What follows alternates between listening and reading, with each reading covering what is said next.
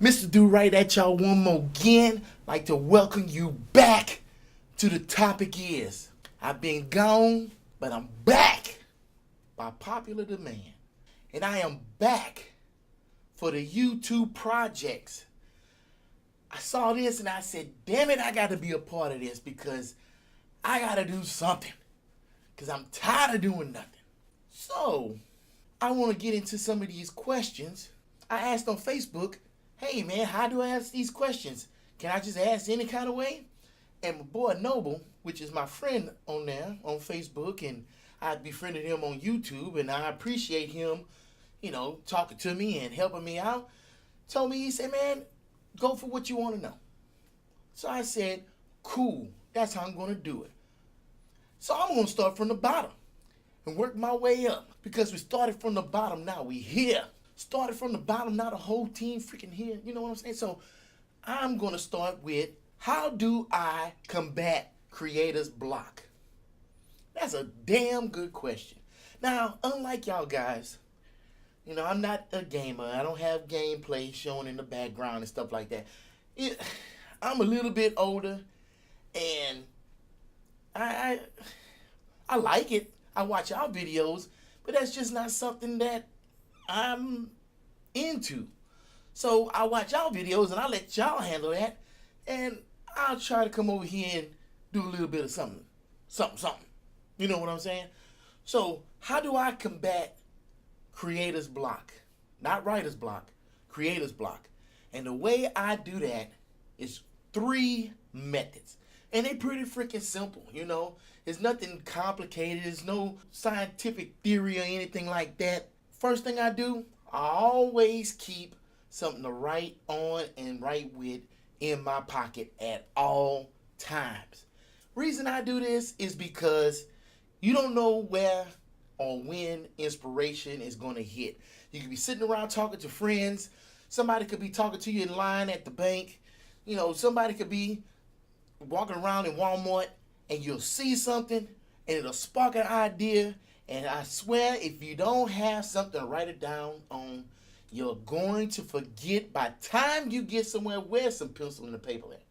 You know what I'm saying? So, as soon as you see it, you get that idea, you pull it out, write it down, bam. Now you got it. Put it back in your pocket. And boy, when you're sitting there, and you don't have to act on it immediately. Just, you get home, put it in a little, I don't know, what the fuck you want to put it in? Put it in something, I don't know, inbox, outbox, outhouse, I don't know, but put it in something and watch, they'll start stacking up. And so when you finally get to a point where, damn, what I'm going to shoot, what I'm going to do, you go to your little stash spot and you're like, let me see, I need some ideas. You go through your ideas and so, you know what? And it doesn't matter if it's stupid, if it's goofy, or you don't have the ability to do it. I think that's the best thing, because if you don't have the ability to do it, doesn't mean it's not a good idea, and it doesn't mean that you won't be able to do it in the future. Because once you start getting up there and your level of experience grows and your equipment grows and you're capable of doing more stuff, then that idea may become feasible. You know what I'm saying? So you don't want to throw it away or toss it to the side. You never know what you can do in the future. But that's a good way to combat creator's block, because if you're always stacking up those ideas, you always have those ideas, right? Second way I combat creator's block, I watch everybody else's videos. Since I started making videos, I watch way more YouTube. I subscribe to way more people because I want to see, one, what they're doing, how they do it, and where they come from. Because if I see somebody doing real good, they got a lot of subscribers, they get a lot of views, and I see how their production is, then I'm like, dang, how did they do that? How did they get this, and how did they make this effect? Because I want to learn how to do that. And then I start searching on how to do it. Then I start looking at what people like about the videos, and I start picking that apart. But the main thing is I go back to the very beginning, to that first page where they first started, and look at where they came from. They probably started just sitting in front of the computer on a webcam talking. But now, 6 pages later, 562 videos later, they got green screens, they got special effects, they doing all kind of stuff. And it's cool to see that transition. And that inspires me. And that helps me because some of the early stuff is stuff that I can do. And it's like, oh man, I like what they did. Maybe I can do that better, And what's wrong with that? Because the cool thing about with YouTube creators is not necessarily copywriting. Well, I guess it is copywriting. But, I don't think anybody would be upset if you try to mimic a video that you saw somebody else do. I mean, I don't think epic rap battles would be pissed that somebody else did an epic rap battle. Actually, they'd probably be pretty flattered. And then if you do it good enough, they might have you on to do it. And that's a way to get inspired and keep those creative juices flowing.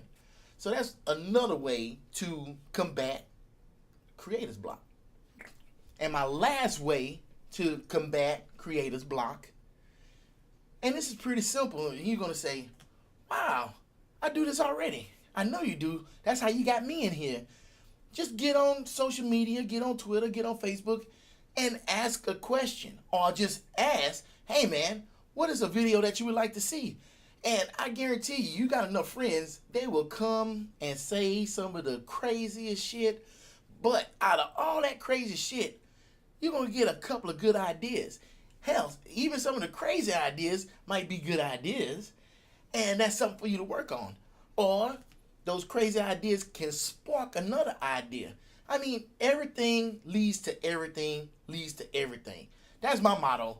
A dog could be pooping over here by a tree, and I see that shit. I'm like, look at that stupid ass dog over there pooping by that tree. And then I'm like, whoa, shit. I just got a great idea for a space drama. You know what I'm saying? You don't know where that inspiration is going to come from, but you're always looking for it. And I believe that's the way you combat creator's block. Now, it may be a little harder. You're playing the game and you commentating and everything. That might be kind of hard because it's like, you don't want to talk about feminine hygiene while you're sitting up here playing Grand Theft Auto. You know what I'm saying? So I don't know how good that's going to work. Plus, I don't know how big of an expert you are on feminine hygiene. I don't know. You might be freaking, I don't know. Who's an expert at feminine hygiene? Dr. Ruth or something? I don't know. Anyway. I wanted to start off my video from the bottom. And since I'm starting at the bottom with number 7, I'm going to work my way up, and I'm going to go ahead and start with number 6. Now, what do I see for my future here on YouTube? Well, let me tell you something. I'm going to have to start from the beginning. I'm doing this straight up for business.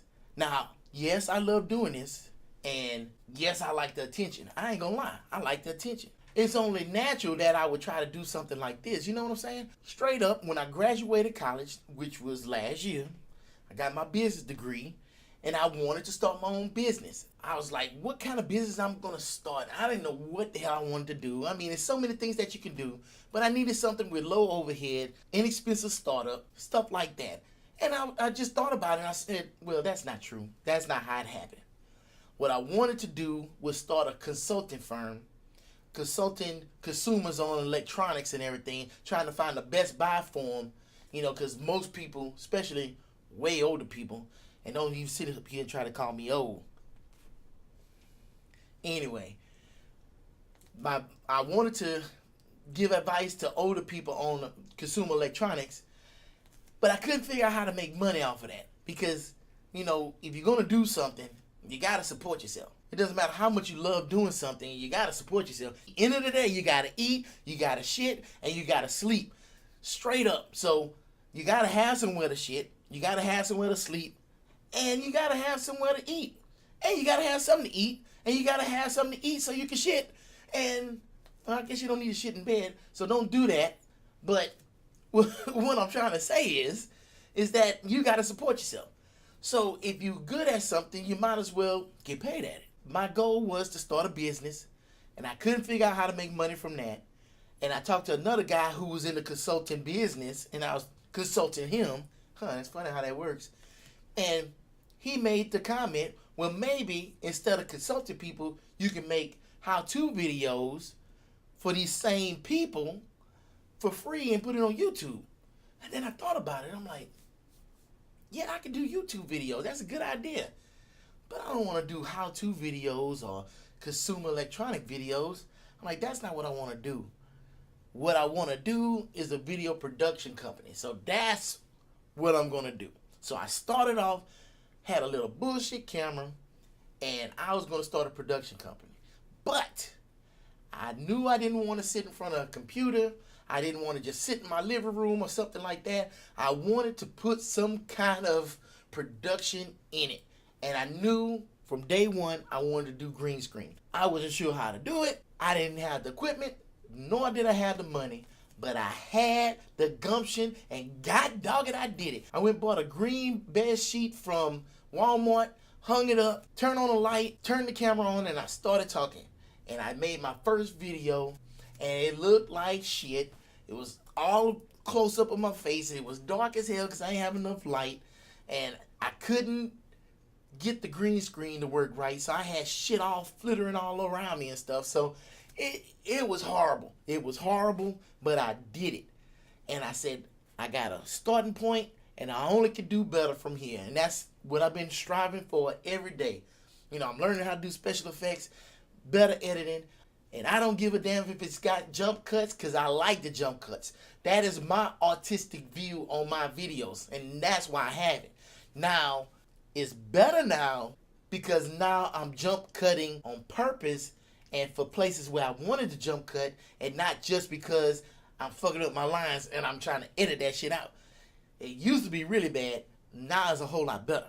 So for the future of me, now that you know the past and the present, the future is to make videos and shows for other people. Take these skills, green screen, everything I learned, and let other people that have a message, that have something to say, that need a video made but can't do it themselves and don't want to spend hundreds of thousands of dollars going downtown getting a video made, they can come here, make a video, and I can earn a living doing that. You know, and I would like to get famous on YouTube and make it big and do all this other stuff like Jeremy Jones or Angry Joe. But I mean, that's gonna take time. That's gonna take patience, and I got both of them. I got that in spades, blackjack, domino, motherfucker. I can do that. So I don't have no problem sitting here waiting my turn. I'm just gonna keep hitting it. I'm gonna keep doing it. I'm gonna keep putting out videos. You know, and I used to be discouraged that nobody's watching. I don't really give a fuck no more. You don't want to watch my show? Fine. Don't watch them shits. But they still going to be there. And then when the bandwagon come and it's time for you to jump your ass on it, you're going to have all those videos for you to look at. And I'm going to be like, thank you.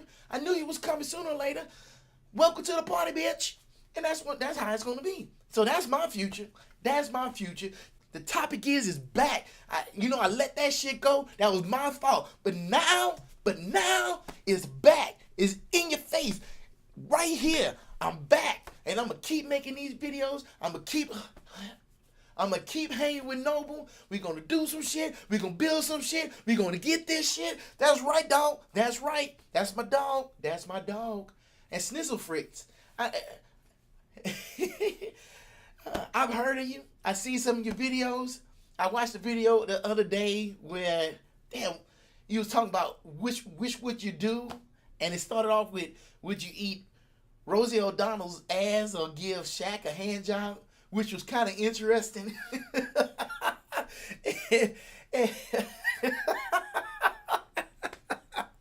Oh shit! I would eat Rosie O'Donnell's ass because I'd turn that big bitch out. That's what I would do. I ain't giving no Shaq no hand job. You imagine, you would feel so bad when your hand don't fit around all. Oh gosh. But anyway, I'm gonna wrap this up. Next time I'm gonna hit up 4 and 5, and I enjoy this. I like this, and I'm gonna keep this up. And hopefully, man, we can get together and do some shit together and collabo and just make one big video and we be talking about some shit. I think that'd be cool. So let me know. I'm going to see if y'all watch this video. Because I know I watch y'all videos, motherfuckers. I sure did. You better watch my video. I'm going to get y'all if y'all don't. I'm coming to y'all house. I'm going to be knocking on the window. Hey, why you watch my video, goddammit? I bet you'll watch it now, goddammit. You want me to get in the bed with you? Goddammit. got Rosie O'Donnell with me. Anyway, thanks for checking me out. The Topic is back, and there's a million videos out there that you could be watching, and you chose to view this one, and I appreciate you a whole hell of a lot. Until next time, peace.